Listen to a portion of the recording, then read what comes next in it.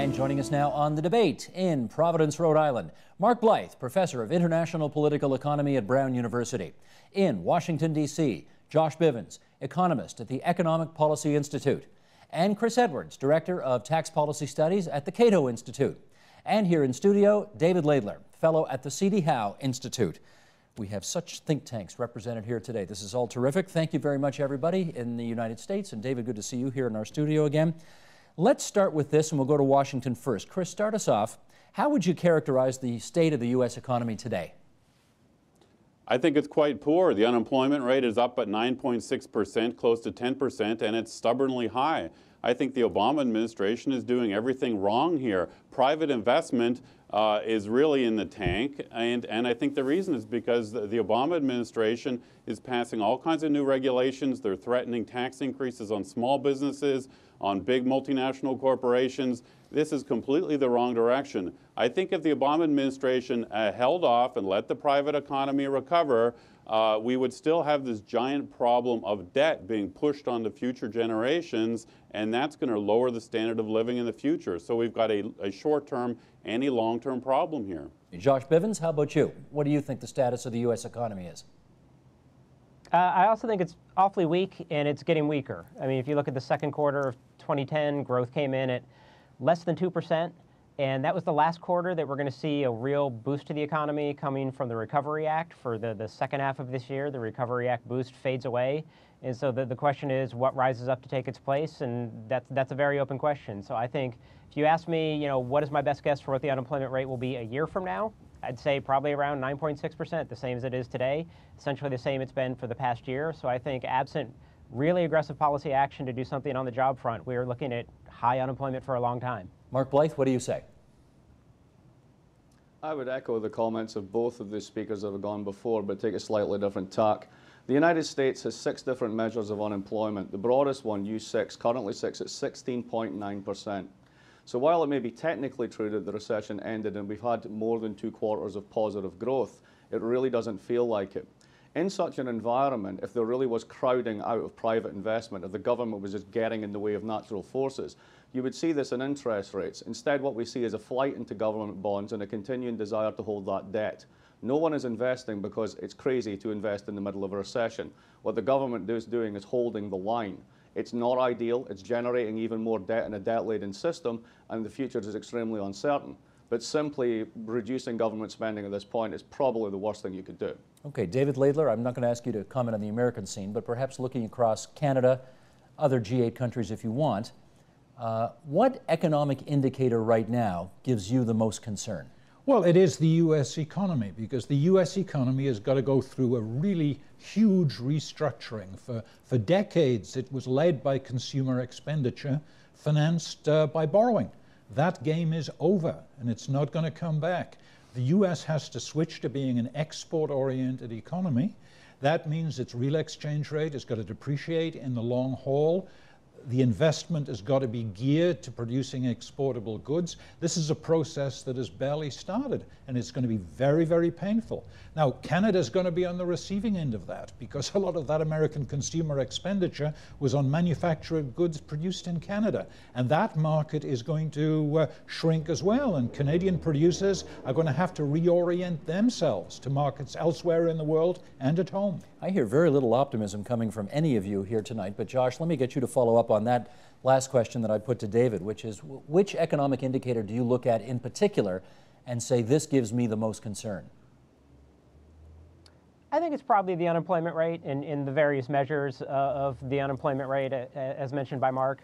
I think, the lag time between when an economy officially exits from recession versus when the unemployment rate starts to come down, that lag time has been getting longer and longer over the past couple of recessions in the U.S. economy.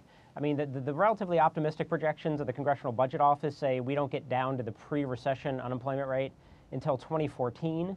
And they're kind of assuming an automatic recovery, something, a garden variety recession.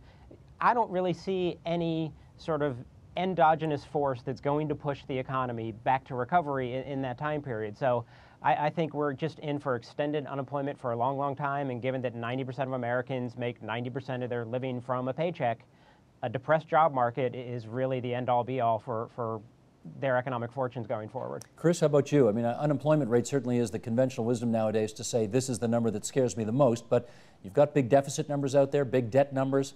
There are other numbers that you might want to look at that would be of concern. Which number is the one that worries you the most?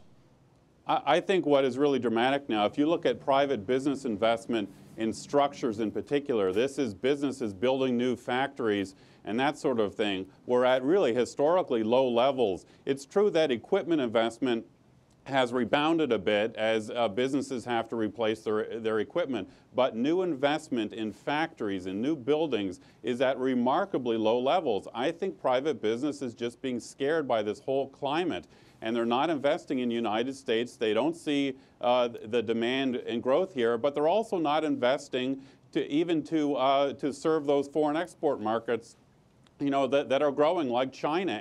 And I would point a finger at the U.S. corporate tax rate, which is enormously high. A lot of U.S. corporations have a lot of cash on hand, but they're not building new factories in the United States to serve those foreign markets, and we have to look at why that is. Okay, Mark, I'm going to ask you to follow up on your first answer, but first I'm going to read something that George Soros had published in the Financial Times yesterday, and Mr. Soros wrote this: "Admittedly, consumption cannot be sustained indefinitely by running up the national debt. The imbalance between consumption and investment must be corrected. But to cut government spending at a time of large-scale unemployment would be to ignore the lessons of history." Mark, what lessons might he be referring to there, since I think you're somewhat on side with him? The lessons, of course, refer to the 1930s in particular, and essentially you have a situation whereby private sector balance sheets, their assets and liabilities, had become levered up, as David said, over the past 20 years. We were living on credit. That went into reverse in 2007 when there was a $2 trillion hole imploded in financial space-time. And now, if you're in the private sector and you have positive cash flow, you're going to pay down debt. The consequence of this is that no one's spending. This also means that deficits increase, debts increase, and therefore it shows up on the public balance sheet, on the government sector. Now, if everyone starts to get a little bit worried about government debt, then they start to say, we need to cut this. Well, you cut that at the same time as you've got private sector deleveraging. You end up cratering the whole economy. The response in the 1930s is spookily similar to what we see now. We start to do competitive exchange rate games with each other. You start to see countries trying to get marginal advantage with each other. And it was very difficult to get multilateral cooperation to stabilize the situation then. During the Cold War, that was easy. The Europeans were on our side. The Japanese did what they told. That is no longer the case. And the relationship between China and the United States is, of course, extremely important here. All right, this seems to focus in, and David, let me go to you next. I mean, the key question nowadays seems to be the public is extremely unhappy that the economy is not firing on all cylinders, and there are vast chunks of the public as well who think that the deficit numbers, the priming of the pump that we've done in order to try to deal with the economic recession, that those numbers are scary high too. Well, what's the focus got to be right now? Well, you see, the U.S. is a more and more open economy, and if you have an open economy and you start running large public sector deficits, that pulls capital in from abroad, and that keeps your exchange rate up at a time when you need to be getting it down to build up your export markets. So I'm not a big fan of major fiscal stimulus that isn't coordinated right across the world, and it isn't anymore.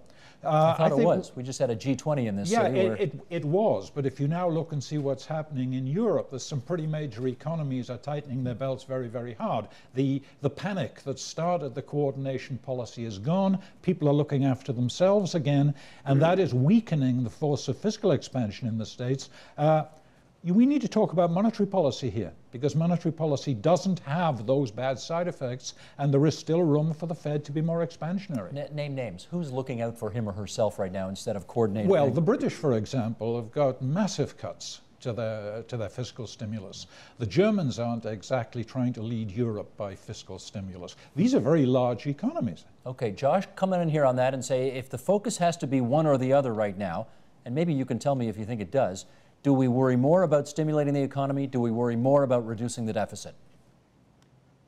I definitely do think we have to focus on one, and I think it has to be stimulating the economy.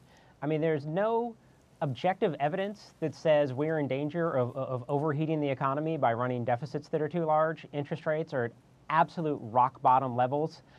Inflation is not only low, it's actually falling pretty quickly. We've now seen 4 of the 10 lowest rates of year-over-year in core inflation have been in 2010, and it's falling over the time. We're even missing the Federal Reserve's very conservative inflation target of 1% to 2% inflation.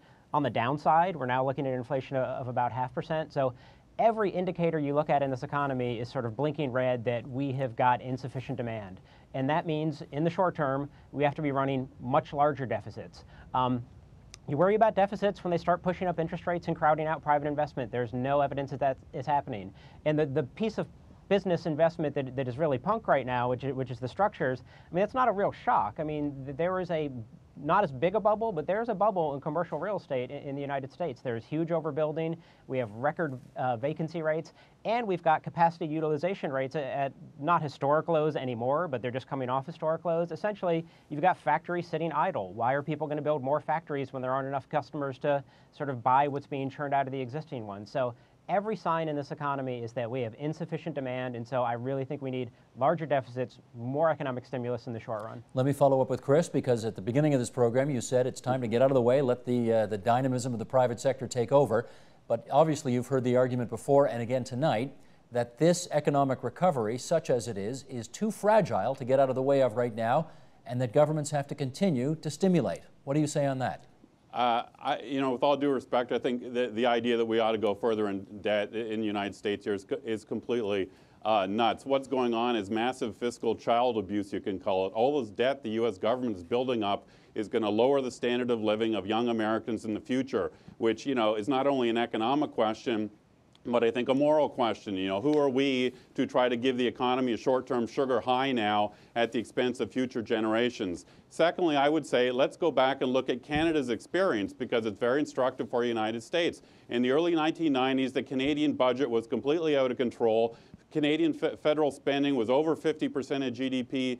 Debt was up to 70% of GDP. And Canada went on a sustained 20-year project of getting that government spending down, cutting both spending and corporate tax rates. The economy boomed. Canada didn't have a recession in the early 2000s as we did here in the United States. So Canadian spending has come way down, debt has come way down, and Canada has survived this recession much better than the United States. So I think government spending cuts are the way to generate prosperity over the long term. Okay, Chris, a follow-up to you. Martin Wolf in the Financial Times has been writing things like, some argue we have no right to bequeath higher debts to future generations. You called it massive fiscal child abuse. But he also says, what about the other side of that argument? Why would it be wiser to bequeath a smaller economy to prosperity also? To posterity. Well, again, What's the argument there? He apparently supports more government spending. I think we've tried that in the last couple of years. We've had $1 trillion deficits 3 years in a row in the United States, and yet unemployment is still at 9.6%. So spending obviously hasn't worked. Again, let's look at Canada. The Martin and Chrétien government in the 90s massively cut spending as a share of the economy, and the Canadian economy boomed, and they're in a much better position today. Mark Blythe, spending hasn't worked, or so he says. Yeah. Well, Canada was cutting its budget deficit at the time that the rest of the global economy was on a giant sugar high. So it was easy for them to, in a sense, take care of that problem because assets were increasing, values were increasing across the board. Now we're in a position where we have simultaneous contraction across the major economies, competitive devaluations, competitive internal deflations. And if we all do this at the one time, it's a classic fallacy of composition. What's individually rational is collectively suicidal. I couldn't disagree more with Chris on the issue of fiscal stimulus, not because it hasn't worked. Let's consider 2008. 3 days after Lehman went down, September the 18th, the federal government had to guarantee commercial paper. As Josh has mentioned already, that had never happened before in the history of the United States. And in fact, 90% of Americans are living paycheck to paycheck. Could you imagine what would happen if we had just let those markets fail, that those paychecks didn't turn up? What the government's been doing is maintaining the trend rate of growth in GDP so the economy doesn't fall off a cliff. Counterfactually, we can argue till we're blue in the face that we shouldn't have done it. If we hadn't have done it, we wouldn't be handing very much to our children at all. David Laidler. I just want to say that I think it's a mistake to equate economic stimulus with fiscal stimulus. There is also monetary stimulus, and I certainly am not arguing against cutting out the stimulus. What I am arguing for is getting away from the fiscal stimulus, which is building up debt problems for the future in a big way, and getting into more monetary stimulus. That's the bit about the Canadian experience in the late 90s that needs to be mentioned.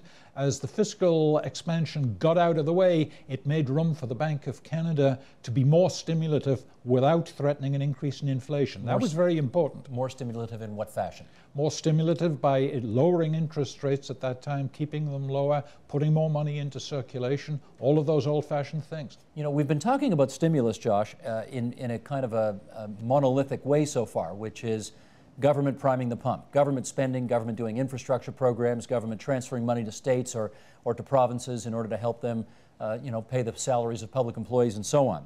You know, there is another side of this argument which says there is a way to stimulate by simply cutting taxes more. What do you think of that argument, Josh?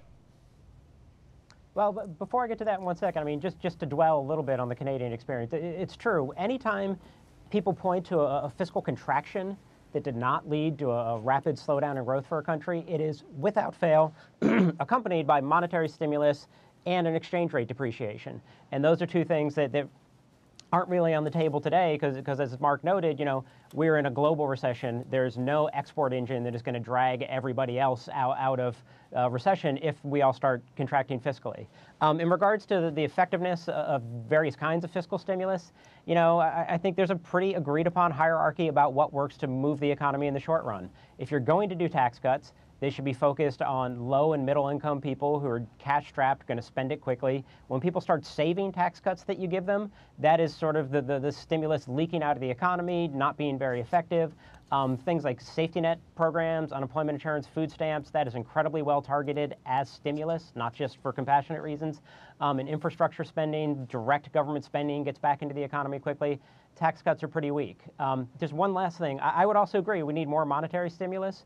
But given that we are in a once-in-a-generation jobs crisis in the United States, I mean, that to me says you throw everything and the kitchen sink at the problem. I think more monetary stimulus would be good. I think we should do it. It has only upside. It's a little uncertain about how much of an effect it's going to have. So given the jobs crisis we're in, I say throw that, but also throw more fiscal stimulus at the problem as well. Okay, let me get Chris on this. Chris, of course, in your country right now, there's a great debate happening on whether or not the so-called George W. Bush income tax cuts ought to be extended. They're set to expire.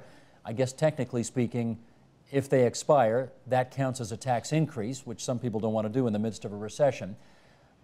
If you take Josh at his point, that the best thing to do in this case is to extend those tax cuts at the low and middle incomes, but not necessarily for the top, how would you respond to that idea? I just don't think that's a good idea. I think it's sort of the Keynesian idea. If you put cash in people's pockets, they'll spend it in and increase demand. I think we've tried to increase aggregate demand in a Keynesian way the last few years through both monetary and fiscal stimulus to the tune of trillions of dollars, and it hasn't worked. I don't think governments are very good at manipulating and trying to micromanage the short-term economy, and we've seen the evidence of that in the United States the last couple of years. Governments can set parameters for long-term growth. They can reduce long-term deficits. They can do tax reform that makes the tax code more efficient. These are the sorts of reforms, again, that Canada did in the 1990s. They reformed their budget. They privatized government assets. They did microeconomic reforms. They reduced their corporate tax rates. Those are the sorts of things governments can do to generate long-term growth, not to try to meddle in short-term economy. Mark, the Bush tax cuts, would you extend them for everyone? Just a quick one, follow-up on what Chris said. All of those microeconomic reforms are also done in Spain and Ireland, and it isn't exactly working out well for them at the moment. Regarding the tax cuts themselves, the share of income of the top 1% of the United States has increased from 8% to 24% since 1980. Give them another 1% of national income. Keep the tax cuts. Go again. We're in the midst of a recession. You don't invest in the middle of a recession because that would make you a bad investor. What's individually rational becomes collectively disastrous if everybody thinks the same way. That's why recessions are hard to get out of. If you give high earners who already have lots of disposable income more money in the middle of a recession, they will pay down debt. That's good, but it's not going to stimulate. David Laidler, let me go to you first on this, and then we'll go around the table on it, the metaphorical table we have here. I saw President Bill Clinton interviewed on television not too long ago, and follow me with the numbers here. Here's what he said. He said, banks in the United States are sitting on $1.8 trillion worth of money, which, if you lever that out at 10-to-1 for loans, that represents $18 trillion in potential loans. But they're not loaning. He also said private business is sitting on $1.2 trillion of money that it is prepared to go out there and invest, but they're not investing. Why aren't they? Because they're all frightened out of their lives and they want to have large stocks of liquidity by them. The remedy for that is to stuff them fuller of liquidity until they've got so much of it that they start spending. That was the remedy for the 1930s that wasn't tried. You had similar things happening in the US banking system in the 1930s, so much so that the US Federal Reserve doubled reserve requirements in 1937 to try to mop up this excess liquidity. And guess what happened? The banking system stopped lending, and that was one of the factors that contributed to the recession the next year. This is an older thing. We've been through it before, and as I say, the remedy is monetary stimulus. Josh, this is a huge pool of money currently not doing anything. Why not? Because I think we're in the middle of a recession. If you're a business thinking of investing, the first thing you're going to ask is, where are the customers? And we have a problem of demand. We don't have enough customers. I mean, you can see this. If you look at a survey recently done, the National Federation of Independent Business, it's a small business group, and they asked them, small business owners, what is the biggest problem facing you today? Overwhelmingly, historically high, poor sales, lack of customers. You look at everything else, including access to loans, quality of labor out there that they could hire, all the other things have just totally given way to we need customers as a problem with what's going on. I would say one other thing. I mean, I think people were talking about this debt overhang that's impeding recovery, and I think that's absolutely right. When we're talking about monetary stimulus, I mean, the most concrete thing the Fed can do to erode that debt overhang is to publicly commit to a higher inflation target. I mean, right now the Fed seems to say 1 to 2% inflation is as high as we can tolerate in this economy. That's going to take a long time to erode the value of debt. If they committed to a target of, say, 3 to 4%, that would go a long way to making people think they will get out of that debt overhang quicker. It is one of those things that is considered just crazy to even talk about in economic policy debates. To me, it's crazy that we're not talking about it in this context.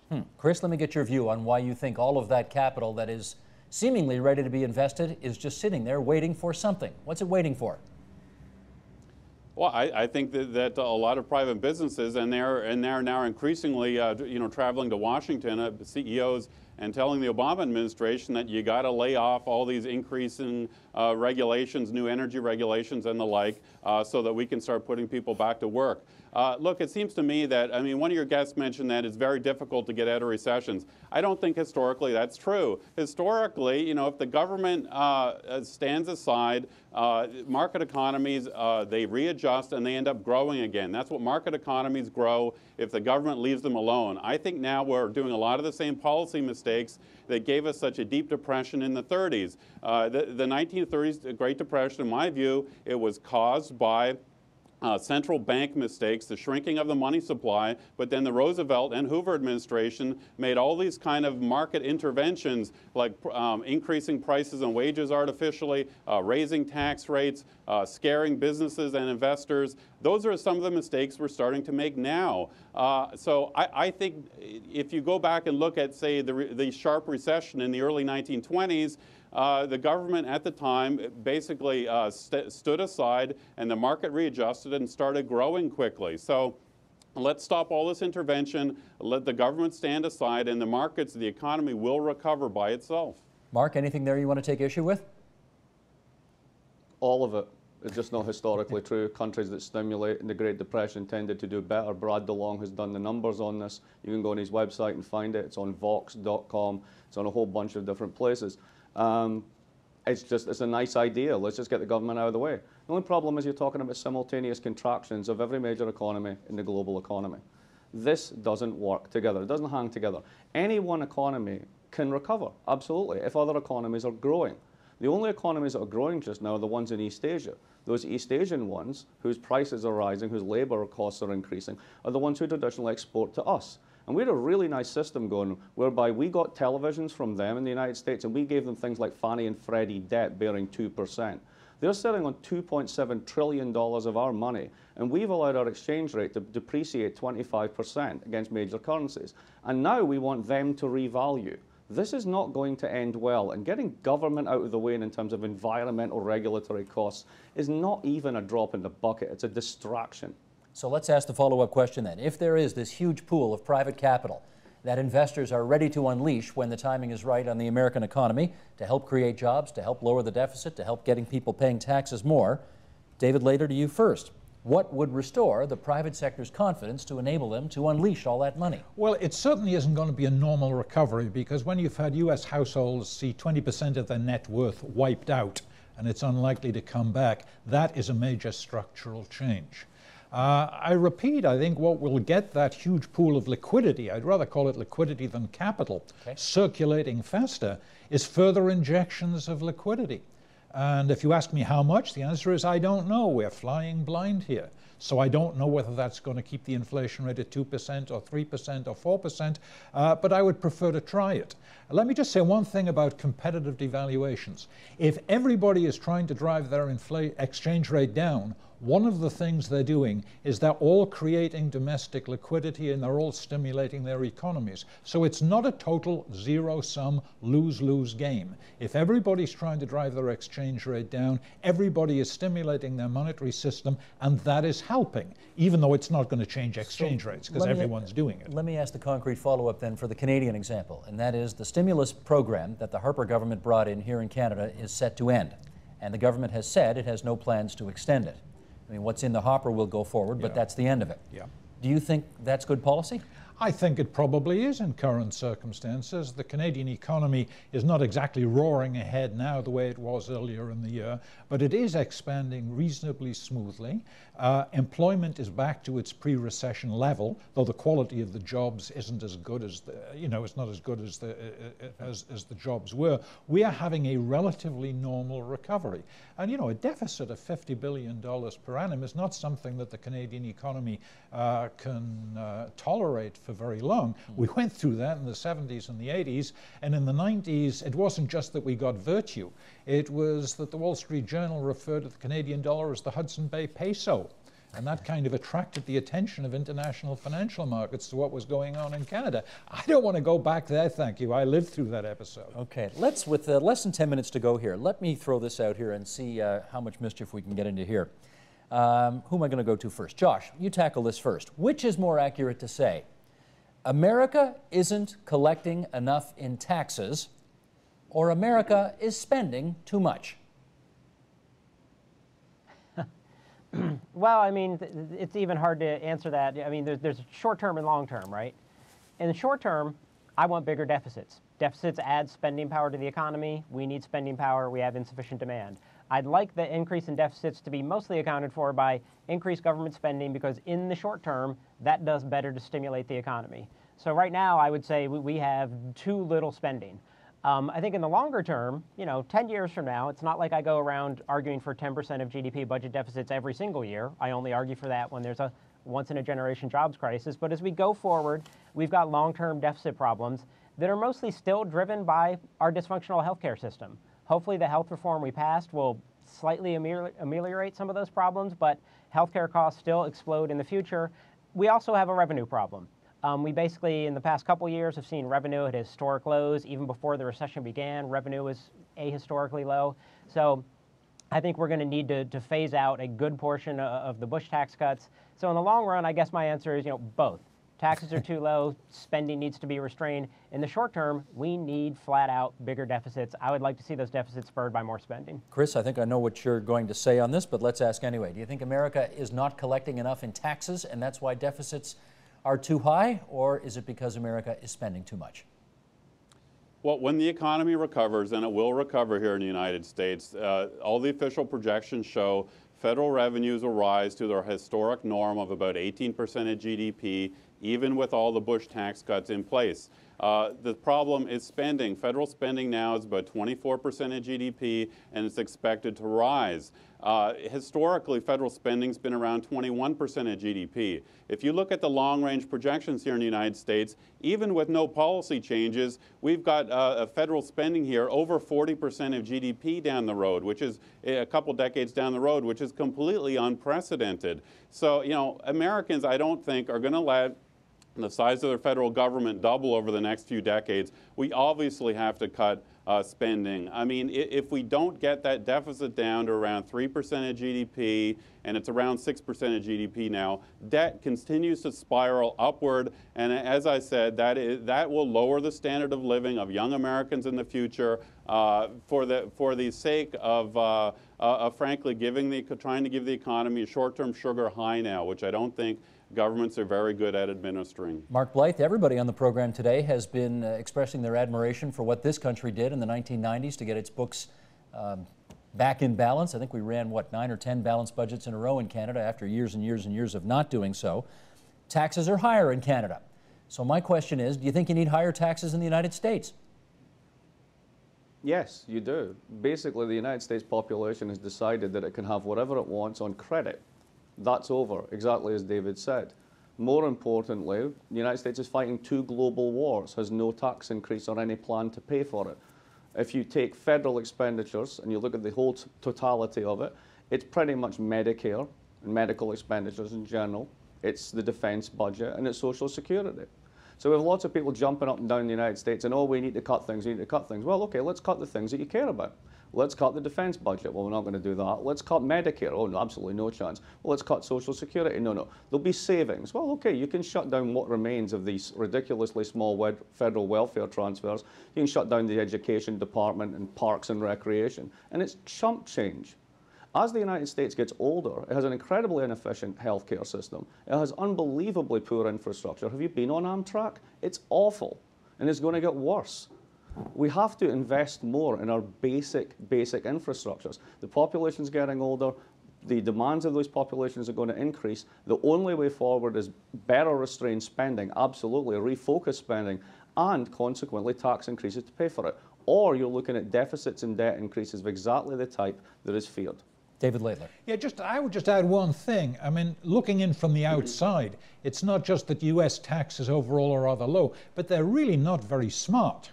You've got high corporate taxes, and I think you're the only major country in the world that doesn't have a general value-added tax, which is a very efficient way of taxing consumption and pushing resources towards investment, which in the long run is going to be the only way out of these fiscal burdens that we're all going to face that are coming out of demographics. And as the McGuinty government here in Ontario is fond of reminding us, we have a harmonized sales tax now, and no country in the world that apparently has put one in has ever revoked it. That's what they say. That might be true. That doesn't mean they're popular. The politics of this are very difficult, but I'm an economist, so Indeed. I'll give my economic advice. Okay, let's do one more quote here, and this is from an excerpt from Foreign Policy magazine earlier in the summer called "Brother, Can You Spare a Euro?" Here we go. Judging from the recent comments of U.S. policymakers and commentators, it's not hard to pinpoint the greatest impediment to global economic recovery: the know-nothing, beggar-thy-neighbor policies of Germany. Policymakers in Berlin are portrayed by everyone from President Barack Obama to New York Times columnist Paul Krugman as single-mindedly focused on increasing their country's exports and keeping down domestic demand, even at the expense of prolonging or deepening the global recession. Josh, to you first. The UK and Germany, we've touched on it here a little bit earlier, they've both put their emphasis on austerity as opposed to priming the pump further. Do their current economic situations warrant those responses in your view? I don't think so. I mean, there's definitely countries in Europe that are being forced by financial markets and circumstances to undertake austerity. You know, you've got Ireland, Greece, Spain. Germany and the UK are not two of those countries. And so I think, you know, the most useful thing they could do, both for the global economy, but also for their own economies, is reflate. To date, actually, I think they've gotten a little too much flack over their policy response so far. There's very large automatic stabilizers in the German economy. Even if they didn't pass a stimulus package as big as the United States, they still had a pretty effective response. They've done creative things with work sharing. They've done a very good job in keeping unemployment low. Going forward, though, if they stay committed to this austerity, it's going to make very tough times for their own economies, as well as making the global recovery a lot harder. Well, that's what I wanted to get to. Chris, can all of these different countries, mostly in the G8, I guess we're talking, but maybe in the G20 as well, can they all continue to go in different directions and yet lead a coordinated effort to get this world out of its current recession? Well, I am concerned, as one of your guests mentioned, you know, the idea now that countries are going to competing over artificially lowering their exchange rates. That's the type of intervention I think it would be really problematic. You know, I mean, David Cameron in Britain is doing the exact right thing in my view. Britain needs to cut spending. That is the way forward. Now, you know, folks in this country are saying, well, what about infrastructure spending? Can't that help economic growth? Well, I would again point to Canada's example. You can get infrastructure spending in areas like passenger rail. Someone mentioned Amtrak, or highways, or you know, Canada privatized its air traffic control system. We can get more investment in the United States by privatizing these government assets and let the private sector fund things like highways and airports as they've done elsewhere in the world. So, you know, austerity, I'm for austerity in the government sector of the economy, but the more austerity in the government sector frees up the private sector to prosper. And so I'm not for overall austerity, I'm just for austerity in one of the sectors of the economy. Okay, Mark, go at it. Well, take the city of Belfast in Northern Ireland. Public consumption is 60% of total consumption. Compare that to London, where you have the City of London and finance that blew up and made the big mess. There, public consumption is only 12%. So let's cut the budget. Who's going to pay for it? The people in Belfast. Who are the poor people, the bottom 40% of the income distribution, who rely upon government services? So let's just take it from them. I mean, after all, they had a taxpayers put on them when the financial crisis blew the debt. And now they're going to have a second one through austerity, despite the fact that they're the people who didn't cause the blow-up in the first place. Tax revenues in Britain went down 18% in 1 year following the financial crisis. Their current debt to GDP level is only 70% or thereabout. What David Cameron is doing is politics, redistributionary politics of a particularly nasty type, from the bottom to the top to pay for the mistakes the top made. In which case, in our last 20 seconds here, David Laidler, can we get out of this recession internationally if we don't have a coordinated global approach? I think we're going to have to get out of it piecemeal because the political base for the coordination isn't there. Let me say two things. First, Britain. Britain went into this recession with a huge deficit because Gordon Brown was a very careless Chancellor of the Exchequer.